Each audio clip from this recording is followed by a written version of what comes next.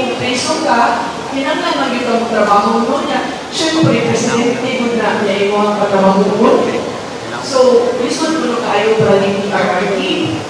Kaya ito last time sa nakita ko yung PRRD delay. Actually, katulad niya nakita. First na nakita, yan siya na tuawag ikaw sa Cebu dahil. Yan, anigit siya sa Cebu. Pagkaduha ka ito sa proclamation sa mga senators sa Club Filipino. Siya, iris sa niya ako na niya. Kumusta naman ko dahil? Ito nga, kaita ni kayo'y na bibirahan ng kumahayo, ako yung mga kaso. Grabe sa pag-bibirahan, inanin siya na, pati lang gano'n, pati lang. Kami ganito po yung po, ni Congressman Kima Duterte. Sa tingin ko nila ko, hindi talaga paradise only. Kuman bagatulo, ito, dili sa Mandawer, ito tayo, tagay, TV, sa ako na, nakopi ang paggansa karon. Ikabaw ka sa ito ba tinakay? Higugmaa ang sumpulay. Yes. So anyway, di lang ako dugay mo no, kay ako na yung ipawag ang BP ha. Kung namin ako dito, nalaman ninyo. Thank you. Maraming salamat sa Governor Pam Baricuato. O karon, niabot na ang atuang angina, no other than Honorable Vice President Inday Sara Duterte.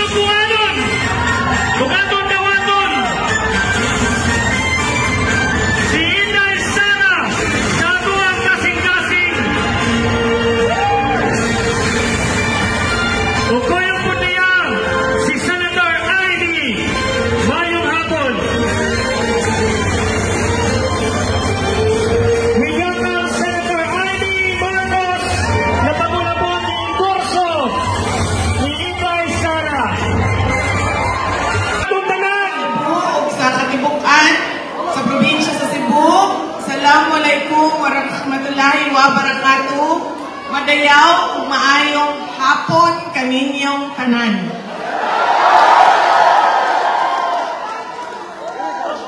Pwede siguro manlingkod sa ta kay aron ng mga naa sa likod makakita.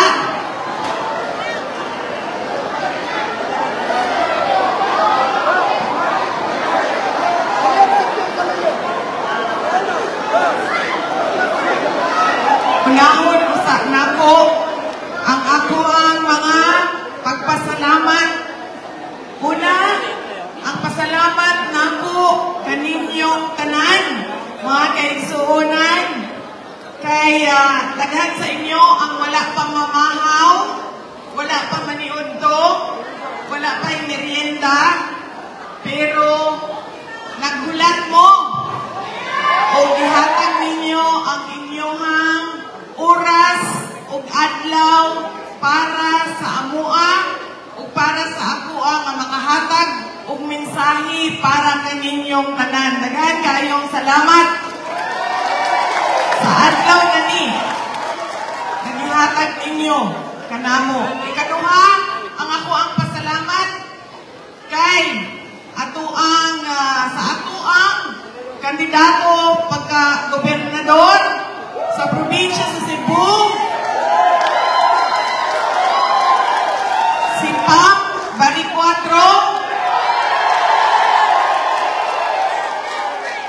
Kay iya akong ipahuwang ni aning entablado, microphone, suga o kuryente para makahatag ko og mensahe sa inyo karong adlaw nani. Daghan kayong salamat, Governor Pam. Ang ako ang pasalamat gikan sa ako ang kasing-kasing, sa ako ang mga kauban sa opisina o sa amo ang opisina sa tanggapan ng pangalawang Pangulo ng Pilipinas. Pasalamat mi sa padayon ninyo na suporta o padayon ninyo nga pagsalig sa among opisina. Daghan kayong salamat. Ang sunod na pasalamat gikan kay dating Pangulong Rodrigo Duterte.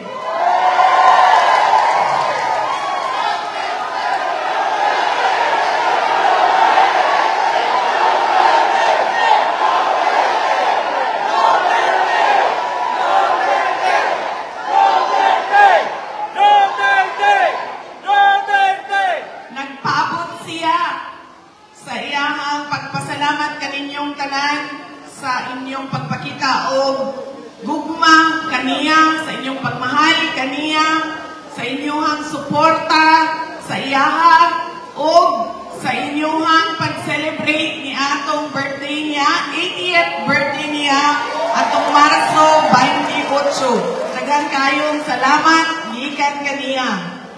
Ang sunod nga pagpasalamat gikan sa amuang pamilya, Pamilya Duterte.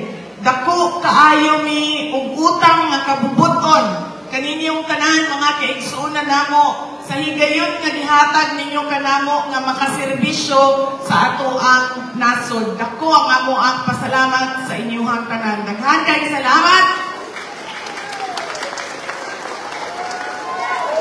Pagpasalamat ko sa mga nagatabang o nagasuporta kanamo, sa mga senador na dinhi si Senator Amy Marcos. Nagsulti ako nga si Bongbong dili kana siya si Amy. Pareho ragod na og si Digong dili na siya si Inday Sara. Lahi-lahi, lahing taon, lahi-lahi ang tao, lahi-lahi ang batasan, lahi-lahi ang prinsipyo, lahi-lahi ang pagtuo. Dako kaayo ako ang pasalamat kay Senator Amy Marcos tungod kay giablihan niya ang pag-imbestiga kung giunsa pagkawat dinhi sa Pilipinas sa atong pinakamahal nga President Rodrigo Duterte. Daghan kayong salamat, ma'am, sa imong investigasyon. Pasalamat po ko kay Senator Amy tungod kay iyaha kong ginasuportahan sa pagpauli. Kinahanglan ibalik nato si Pangulong Duterte. Bring Duterte home! Bring him home! Bring him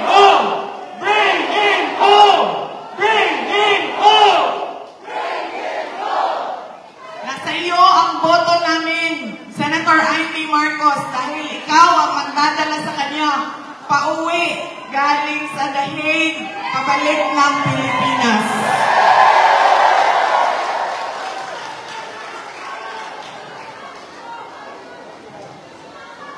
Ang ako ang pasalamat sa ato ang mayor sa syudad, sa Lapu-Lapu City, si Ma'am Paz, Mayor Paz Radaza. Daghang salamat, Mayor, sa imong suporta kanako. Mahinumduman pa nako ang ako ang pagbisita sa inyong syudad tuong panahon sa Odette nga bagyo. Daghang salamat, itabangan nimo ang amo ang opisina para makahatag pud mi og tabang sa mga lumulupyo sa Lapu-Lapu City. Thank you, Mayor Paz Radaza. Pwede mo man lingkod, okay lang. Masukog na ito na sa likod. Ani mo. Lagi, katsot lang.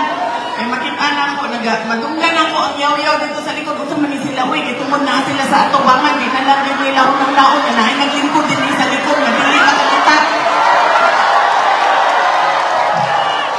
Gigutom kaya tagtanan. Kami po din sa likod, gigutom. Gamo din na sa atubangan, gigutom. Pero di kamo magkakita. Kami di magkakita. Kaya inay Sara, katsot lang ma. Ay, ni ako ng dalawang upuan. Mas kayo mag-yoyo ang bisaya, no? Masaktan, mag-yapon ka rin. Ipatok mo, sir. Hindi, pagkalim mo, sir.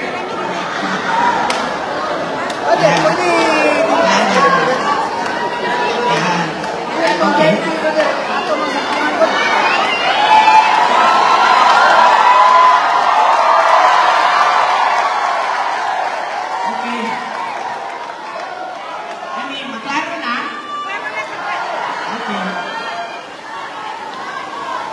Unahon na nako ang ako ang mga pahinom kanang ma'am, mabanat na ko sa imong igsuon, pwede na ka mahawa din ni ma'am. Yes ma'am. Opo ma'am. Mauwaw mong gugong mong banat kung naakan ninyo ma'am. Pwede na ka malakaw. Thank you ma'am. Ma'am, nasa imuha ang pag-uli kay Rodrigo Duterte ma'am. Uy, katutay! Nasa imo ang pag-uli kay Digong Duterte, ma'am. Ibalik ka na mo sa Senado, pero ibalik si Digong Duterte. Ano na siya, ilugas ka? Ako na, ibala na. Ibalik ka na mo sa Senado, ibalik siya din sa Pilipinas.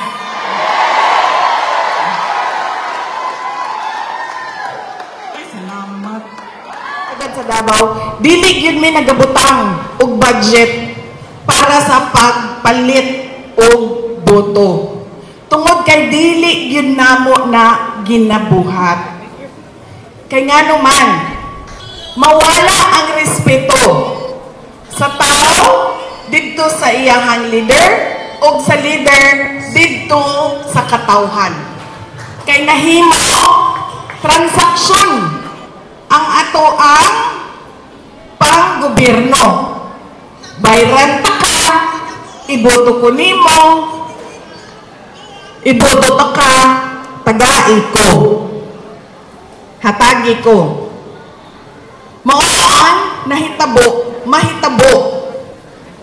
Mahalon ti ka, higugmaon ti ka, kung naay kwarta. O way kwarta, way gugma. Diba? Transaksyon na. Maunang mangayong suporta ang leader para sa mga lisod na mga desisyon na kinahanglan buhaton para sa ilahang lugar. Ang mahitabuan na musunod ang mga tao pero bayad sa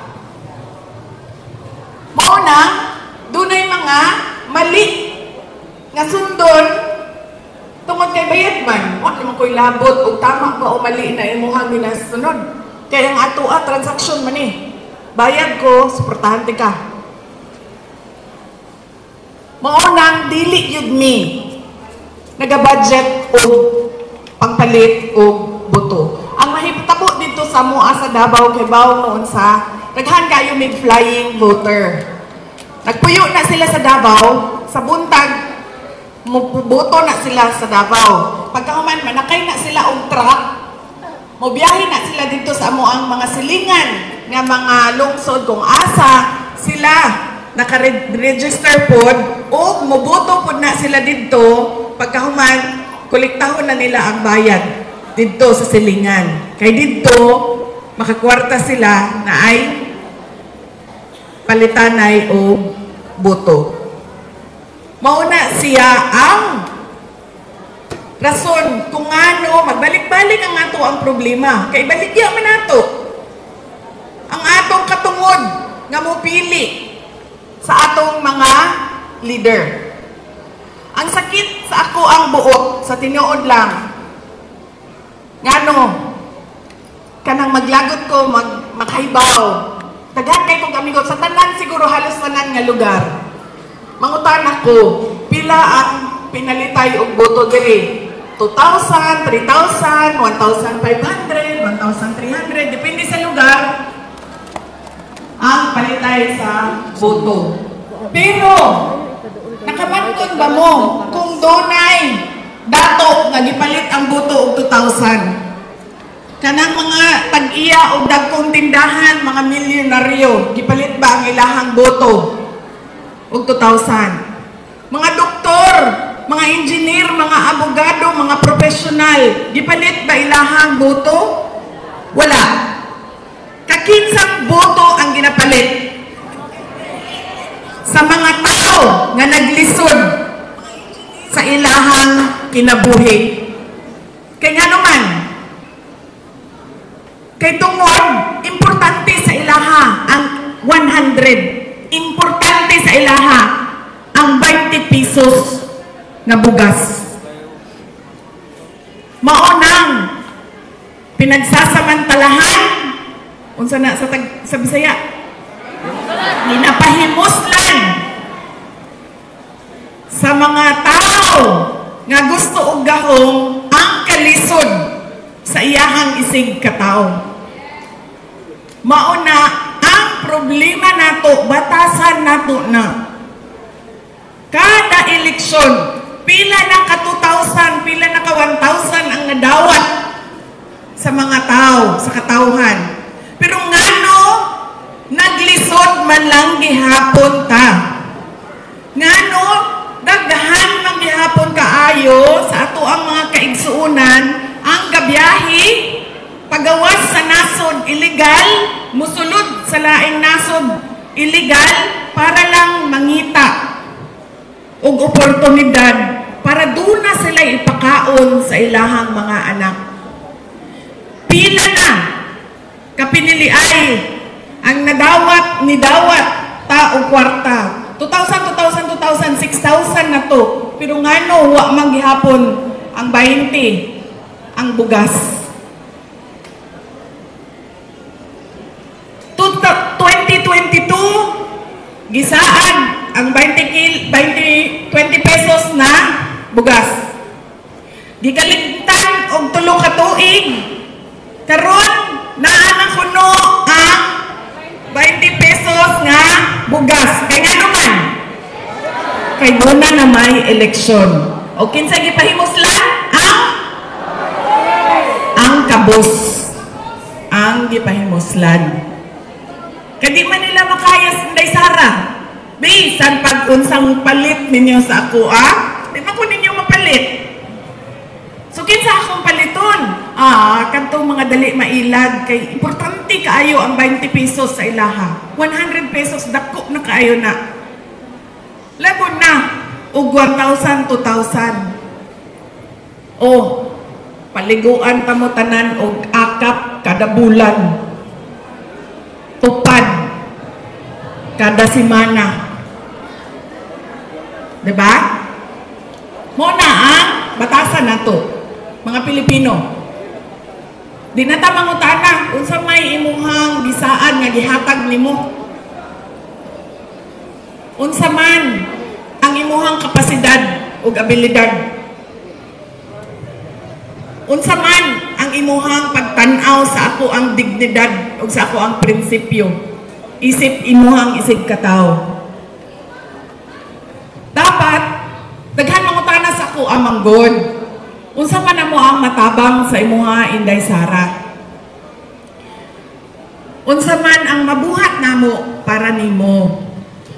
Wala na mo'y mabuhat para sa ako. Wa na mo'y matabang. Dako kaayo ang inyong tabang sa ako adtong nilabay na 2022. Gihimo ko ninyong Vice Presidente. Dako kaayo tong matabang. Wala na tayo mabuhat para kay President Rodrigo Duterte, kundi ipakita ang ato ang kalagot kay nakulong na siya didto.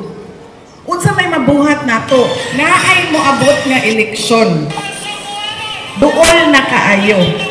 Paniguraduhon nato nga dili nato usabon ang maling batasan nato karong umaabot na eleksyon. Bisan asa ko moadto, mangutana ang mga tao dito sa Manila, mga Tagalog, mga taga Pampanga, mga taga Bicol, mga Ilocano, kamusta na? Kamusta na, Inday Sara, si President Duterte? Daghan ang musulti sa ako ang wa ko kaila, di may kaila nga mga tao na agian lang nako. Palihog ko gingon kay President Duterte, mahal nako siya, kamusta na siya? Kagabi dito sa Manila ko nagrally. Pag naog na ako sa stage na asa kilid sa stage ang bata, ingnan ko niya, ibalik mo si Tatay Digong. Daghan kayo ang nagpakita og suporta ug pagmahal kaniya. Nagbuhat ni og mubo nga video para mapaabot namo sa inyo ang iyahang ang nahitabo og giun sa pagkawat og giun sa pagkidnap ang isa ka Pilipino dinhi sa sulod sa ato ang nasod, gihatag sa mga dayuhan para ipakulong didto sa laing nasod.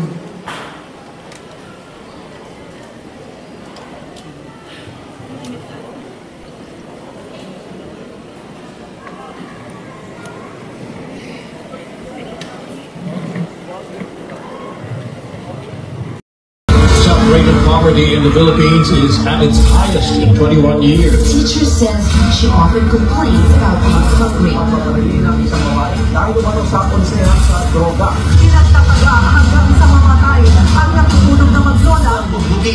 Kasi never know, ang bakit yung mga tao gumagamit ng drugs, they never decide. Kaya mga batang nagra-rugby, nagkalat sa gitara dahil mga taong pinagpabaril habang bumili ng pagkain sa sarili niya.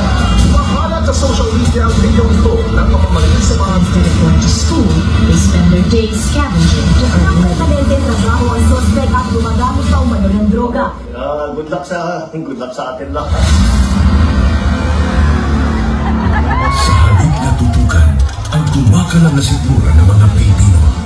Krimen, droga at korupsyon. Mas inuna ang sariling interes at kasakiman sa kapangyarihan. Itinapon palabas ng bansa ang nag-iisang Pangulo na siyang tunay na nagmahal sa bayan. Mula nung si Tatay Digong ang naging Pangulo, tumahimik yung mga hindi. Nagkakaroon naman ng piso yung anak ko. Kung maganda sila, delikado sa daan. Sobrang happy ako. Dahil nung umupo si PRRD, kahit sabihin natin maraming tumutugis, maraming tumutugis sa kanyang war on drugs. Pero majority po sa atin na mga Pilipino, pwera na lang doon ang mga drug lords, mga drug user, ano yun ang ayaw eh. Pero kami, lalo kami po, naramdaman namin ang safety sa aming pamilya. It's a time to be powerful and a time to be just a nobody. I used to sky the brightest star there was mine, shining bright. And in a few days, I will be just a rolling from the Laosin. Lubos na minahal ni PRRD ang PNP at AFP. Pag ako ang nanalo, kaagad doblado ang sweldo ng pulis pati militar. Pero sinalang din pala ang gagamitin laban sa kanilang dating Commander-in-Chief. Hihilain ko yan. Hihilain ko yan. Ako mga nga, hihilain ko yan. Ano ba ang damage ng government interest? Kung hintayin ko lang yung dalawang anak Ano ko. darating sa'yo? Huwag na tayo mag-debate rito. This is not the place for debate. Hindi po, Guys! hindi po kanina. Hindi kami, sir. Hindi nyo magugustuhan na kasunod na order.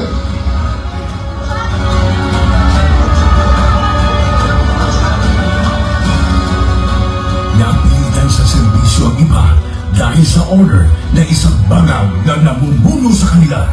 Former Philippine leader Rodrigo Duterte has been taken into custody by the International Criminal At Court. rin ang simula ng pagliyab ng damdamin ng mga Pilipinong nagmamahal kay Tatay Digong.